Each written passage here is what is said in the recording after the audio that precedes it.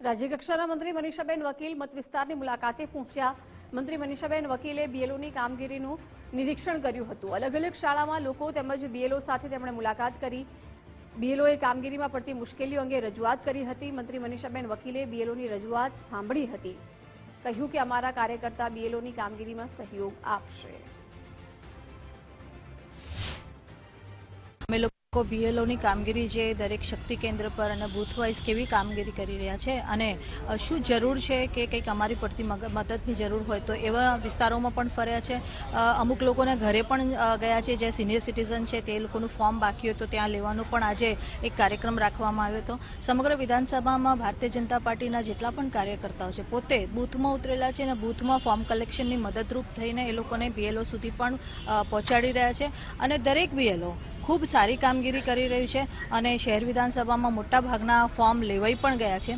જ્યાં પણ કંઈક ખૂટતી ઇન્ફોર્મેશન બાકી રહી ગઈ છે એને પણ જે કાર્યકર્તાઓ છે એમની મદદે સાથે રહીને એ કામ પણ પૂરું કરવામાં આવ્યું છે। અમારા સ્થાનિક બીએલઓ ભાગ નંબર 185 શું નામ સાહેબનું ના બાજુમાં વિનોદભાઈ દેસાઈને કૂતરું કરડી ગયું છે। અત્યારે 2 દિવસ પહેલા એમને દવાખાનામાં એડમિટ કર્યા હતા, અત્યારે રેસ્ટમાં છે અને એમની જગ્યાએ આ લોકોને મૂક્યા છે જે વિદ્યાર્થીઓ છે।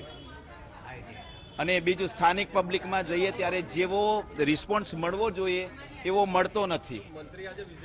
બરાબર, એમને રજૂઆત કીધું કે અમારા માણસો તમને હેલ્પ કરશે એવું કહ્યું। અમારી મુશ્કેલી તો કે જે તે વિસ્તારમાંથી અમને હેલ્પ થાય તો અમે આ કામ કરીએ છીએ અને કરવા તૈયાર જ છીએ અને અમને આ કામ કરવામાં સુગમતા પડે, અનુકૂળતા પડે। પણ આજે કૂતરાઓનો ત્રાસ છે અને જ્યારે ઘરે જઈએ છીએ ત્યારે 20 મિનિટ સુધી બહારનું આ લોકો ખોલતા નથી, પછી આવજો, અત્યારે કોઈ નવરા નથી એવો રિસ્પોન્સ મળે છે।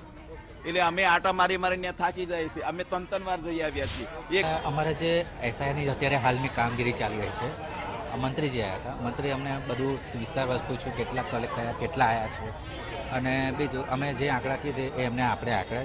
બીજી એમને વસ્તુ એ કીધું કે તમને શું તકલીફ છે, તો અમે કીધું અમને ઘર નહીં મળતા, કોકનું ઘર અહીંયા હોય, કોકનું ઘર ત્યાં હોય, એટલે અમને શોધવામાં થોડી તકલીફ પડે છે।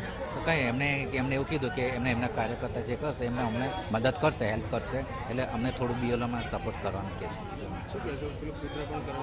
હા, મેઇન વસ્તુ એવું છે કે હાલમાં અત્યારે જે સોસાયટીમાં કૂતરાના અને ગાયનો બહુ ત્રાસ છે।